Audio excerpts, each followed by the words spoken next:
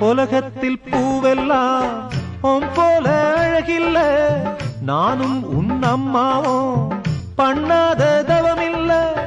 தென்பாண்டி மன்னவனோ முழுகித்தான் முத்தெடுத்தான், தேனே உன் அம்மாவோ முழுகாம முத்தெடுத்தா.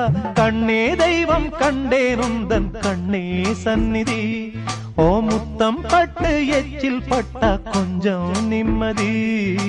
சின்ன சின்ன பூவே நீ கண்ணால் பாரு போதும், தொட்டு தொட்டு பேசு என் துன்பம் எல்லாம் தீரும்.